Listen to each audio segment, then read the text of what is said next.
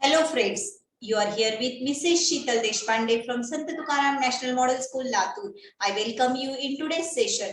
Today we will continue with all kind of regions make up the world.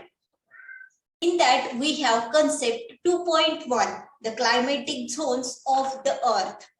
What we are going to learn today about coniferous forest, uses of coniferous forest, life in the frigid zone, the torrid zone and the forest layers.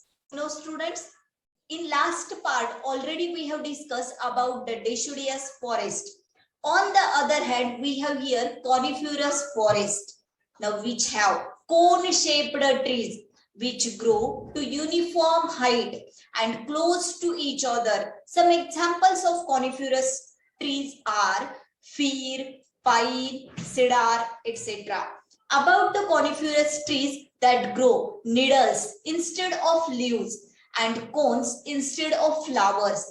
This adaptation help coniferous trees to survive in areas that are very cold or dry. Whole year, coniferous forest will remain evergreen. Uses of coniferous forest. They can be used to make pulp and paper. Their straight and long trunk make them more useful for constructions of steel house and furniture making. Matchboxes and packing boxes are also made from this wood only. Needle-shaped leaves can tolerate freezing and high temperature. The coniferous forest found in the northern parts of Asia, Europe and North America. We have here some images about oak tree, fir tree. Animals that you find in the coniferous forest are deer, reindeer, bobcat, black bear, etc.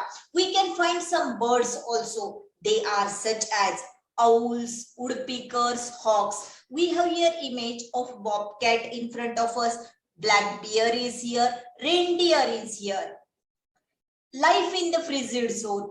Due to extreme cold, only a few plant and animal species inhabited the frigid zone. About the vegetation, since this zone is extremely cold, rarely any plant grows in this region. During the summer, mosses, lynches, and some stunted plants grow there. See, we have here nice image of mosses, leeches, and stunted plants also. About the wildlife, what we can say, which we have to find in the frigid zone. The seal, polar bear, Arctic fox, and reindeer are some of the animals found in this zone. Birds such as the Arctic tern and the snowy owl are also found here. No reptiles are found in this zone. Animals in the southern frigid zone go to the sea in search of food. This includes the whales, penguins and seal, etc. We have some images also. Seal we have, Arctic fox we have, reindeer we have, Arctic tern we have, polar bear we have, snowy owl we have, whales we have, penguins we have. The plants and animals found in 3 different climatic zones have unique features. Let's learn more about them. The torrid zone and the forest layers. The torrid zone receives a plenty of sun and rain. So the forest in this zone are dense with trees. The trees vary in height. So we get to see layers in the forest. We will think about the first layer. About the layers of a forest, we have here 4 different layers. When we will think about the first layer, it is the topmost layer of the forest. The forest in this layer are very tall, so they receive a lot of sunlight, which it is shown in with a gray color. Next we have, it is a second layer. It consists mostly of the tree tops and branches that form a roof. By second image, you can easily understand that. Now third arrow, what it shows, the third layer of the trees. In this layer, shrubs and creepers may get the support to grow. And at last, in fourth layer, in this layer of the forest, the leaves of the trees and the roots are found. Sun rays rarely reach in this layer. Hence, it is a very dark in this layer.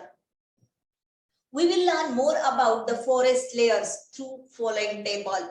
About the forest layer, we have 4 layers. About the composition, we have 4 points. And about the key features, again we have 4 points.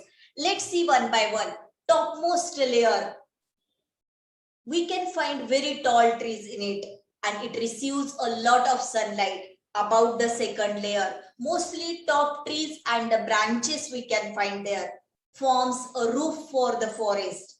About the third layer, small trees, shrubs and the creepers we can find there. Densest part of the forest we have there in third layer. About the bottom layer, what we can say, roots and the fallen leaves, dark and receives little sunlight.